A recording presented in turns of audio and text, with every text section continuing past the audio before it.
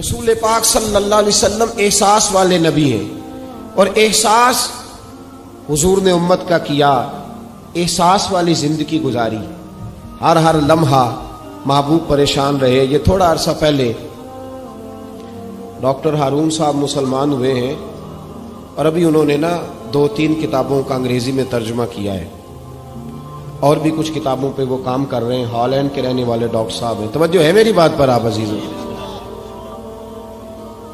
Doctor صاحب کہتے ہیں کہ میں نے یہ سنا تھا کہ مسلمان دہشت گرد ہیں، یہ بم بلاسٹ کرتے ہیں۔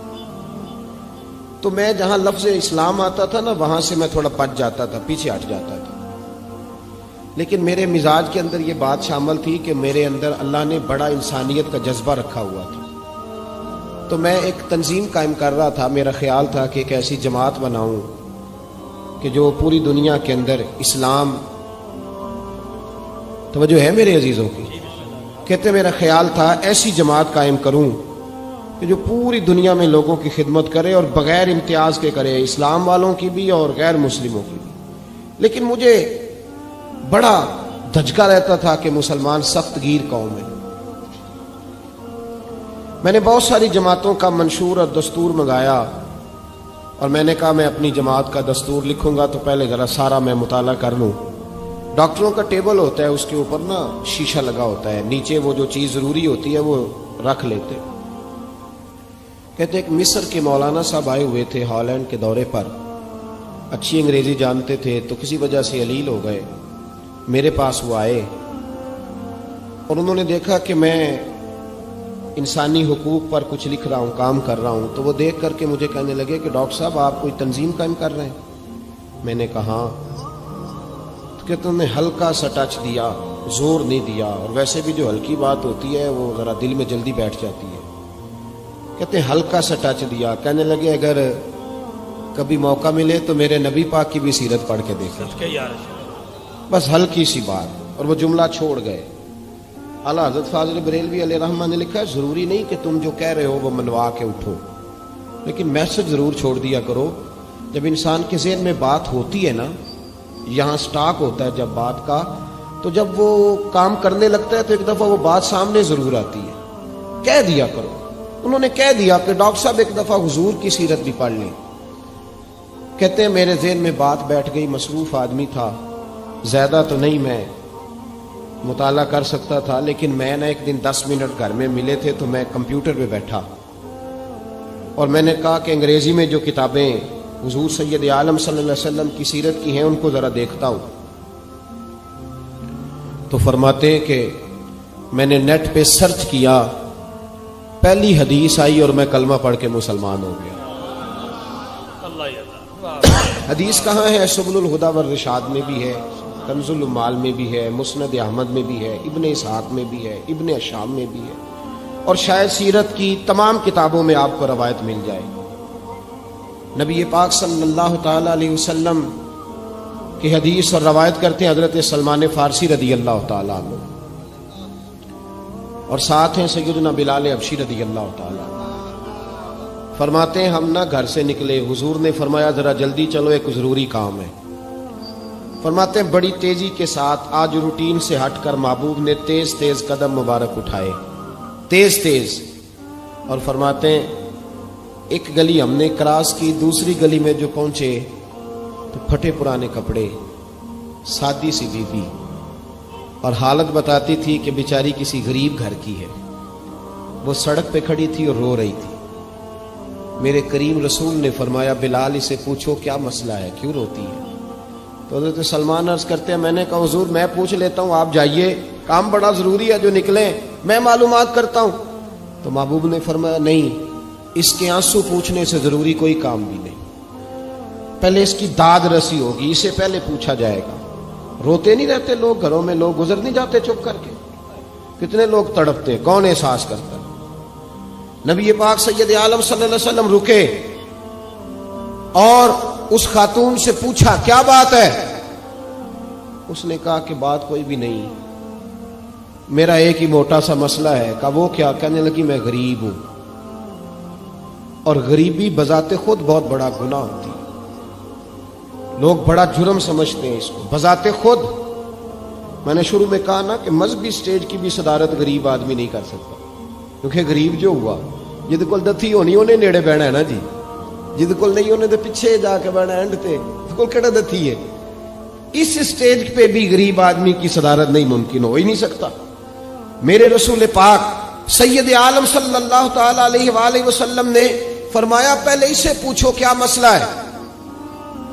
وہ کہنے لگی میں غریب ہوں، بوڑھی ہو گئی ہوں، ساری زندگی غلامی میں گزاری ہے، تیل لینے آئی تھی 5 دینار کا، بوتل میں تیل بھروایا ہے، اور اب بوڑھی ہوں نا تو کمر درد کرتی ہے، پیر پیچھے موڑا ہے تو میں گری ہوں، تیل زمین پی گئی ہے، اب زمین تو واپس نہیں کرتی، لیکن واپس جاؤں گی تو ایک یہودی عورت کی ملازمہ ہوں، وہ درے سے مارے گی، کھال ادھیڑ دے گی، میں بڑی پریشان ہوں، اب نہیں مار کھائی جاتی، ہڈیاں بوڑھی ہیں، قربان جاؤں۔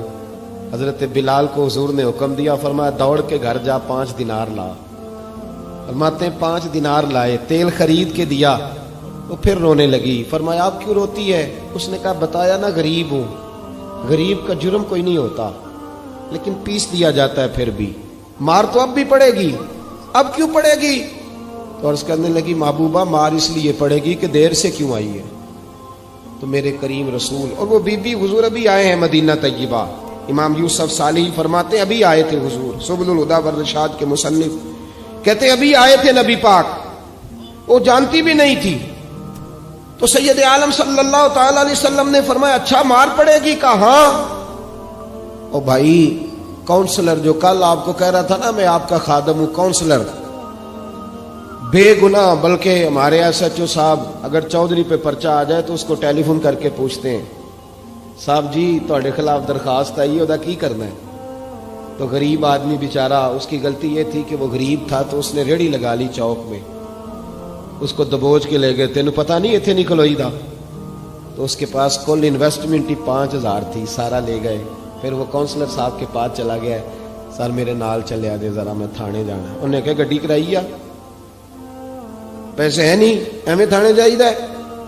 اب وہ گاڑی لایا ہے، پتہ نہیں کہاں سے لایا ہے، تھانے پہنچا ہے، اور یہ ہے ہمارا حال کہ وہ SHO بھی بیٹھا ہے کرسی پہ اور کونسلر بھی کرسی پہ بیٹھا ہے، اور وہ غریب پیروں میں بیٹھا ہے اور ہاتھ باندھ کے کہہ رہا میری ریڑھی دے چھڈو، میریاں 4 تیاں نے تو میں شامی کھانا کھڑنا ہے۔ کدھر گیا امت کا وہ ذوق؟ ساری زندگی نعتیں سننے والوں بتاؤ تو صحیح نعت نے تاثیر کیا دی ہے روح کو؟ اگر ابھی بھی گھاڑی غریب کے پاس کھڑی نہیں ہوتی تو پھر کیا اثر ہوا ساری زندگی نعت سننے کا؟ میرے مصطفیٰ کریم سید عالم صلی اللہ تعالی علیہ وسلم نے فرمایا اس خاتون سے یہاں کونسلر ساتھ نہیں جاتا، کہتا ہے کر دیا ٹیلی فون، سویرے 9 بجے پہنچ جانا۔ پر کائنات کی سب سے معزز شخصیت حضرت سیدنا بلال حبشی رضی اللہ تعالیٰ عنہ فرماتے ہیں میرے نبی پاک نے فرمایا بی بی چل میں تیرے ساتھ چلتا ہوں، گویا اللہ کی ساری رحمتیں اس کے ساتھ ساتھ چلنے لگی۔ اور آگے آگے نہیں، ساری کتابیں پڑھ لو، وہ پھٹے پرانے کپڑوں والی بی بی آگے آگے اور اللہ کے کریم رسول پیچھے پیچھے، ساری گلیاں اس نے پھرائی، مدینے کی صحرا آ گیا، ایک دروازے پہ دستک دی، سے مالکن آئی، وہ بی بی بعد میں کہتی ہے میں بھی بڑی ڈاڈی تھی، طاقت ہی نہیں تھی میرے سامنے کو کھڑا ہو سکے، لیکن جب میں باہر نکلی تو میں نے نور کے حالے میں لپٹی ہوئی ایک عظیم ہستی کو دیکھا۔ فرماتے محبوب کے گورے چٹے رنگ کے اوپر کالی زلفیں اور محبوب پاک کی مقدس آنکھیں جب تک بات کرتے رہے نظریں زمین پہ جھکی رہی۔ شرم و حیا والے رسول نے بڑے میٹھے، بڑے دھیمے، بڑے خوبصورت لہجے میں کہا، بریلی کے امام فرماتے ہیں نیچی نظروں کی شرم و حیا پہ درود، بڑے دھیمے لہجے میں فرمایا تیری نوکرانی ہے تیری؟ عورت کہتی ہے میں تو حضور کے جلووں میں محم ہو گئی کہ سادگی میں اتنا حسن میں نے دیکھا ہی نہیں، تیری نوکرانی ہے؟ کہا تو میرے محبوب نے فرمایا بیچاری کی غلطی کوئی نہیں، اسے مارنا نا، اس سے تیل گر گیا تھا، نیا خریدتے دیر ہو گئی، رو رہی تھی تو میں سفارش کرنے آیا ہوں۔ وہ خاتون کہتی ہے کسی کی نہیں مانی تھی، اور محبوب کے جملوں میں تاثیر اتنی تھی ککھ سواد نہیں مشری اندر، اساں کھنڈا بھی چکھ ڈٹھیاں، انہاں ساریاں شیواں نالوں گلاں سجن دیاں مٹھیاں، فرماتے ہیں نبی پاک صلی اللہ تعالی علیہ وآلہ وسلم نے فرمایا کچھ نہ کہنا. کہنے لگی نہیں کہتی، میرا وعدہ رہا، کچھ نہیں کہوں گی. اب میرے حبیب نے پھر نظر اٹھائی اور اس غریبنی کی طرف دیکھا اور فرمایا تو اگر کہے تو میں جاؤں، تو اگر کہے تو میں خود بھیک دے، خود ہی کہے منگتے کا بھلا ہو، تو اگر کہے تو میں جاؤں. اس نے خراج پیش کیا تو چند آنسو گرائے. کہنے لگی محبوبہ جیسے بندہ نوازی. حضور نے رخ پھیرا. حضرت بلال کہتے ہیں میں پیچھے رہ گیا. میں پیچھے رہ گیا تو وہ دونوں بیویاں دوڑ کے میرے پاس آئی. کہنے لگی بتا تو صحیح ہے کون، یہ بتا تو صحیح کون تھے. تو حضرت بلال کہنے لگی تم نہیں جانتے. جناب بلال فرمانے لگے یہی تو ہے جنہیں اللہ نے سچا رسول بنا کے بھیجا ہے. بیویاں دوڑ کے آئی. کہنے لگی محبوبہ دروازے تک آئے ہو تو خالی تو نہ لوٹاؤ، مہربانی فرماؤ ہمیں بھی کلمہ پڑھا دو. ڈاکٹر ہارون کہتے ہیں وہ بیویاں وہاں کلمہ پڑھ رہی تھی اور میں حدیث پڑھ کے کلمہ پڑھ رہا تھا. بھائی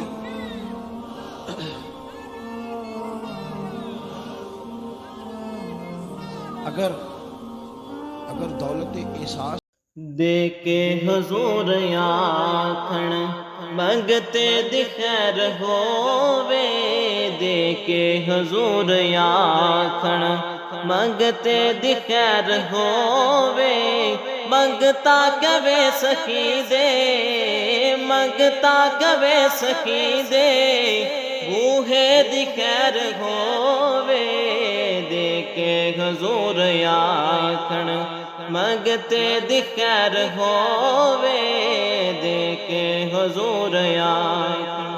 اور جنت بڑی جگہ لگیا جڑی جگہ تے، جنت بڑی جگہ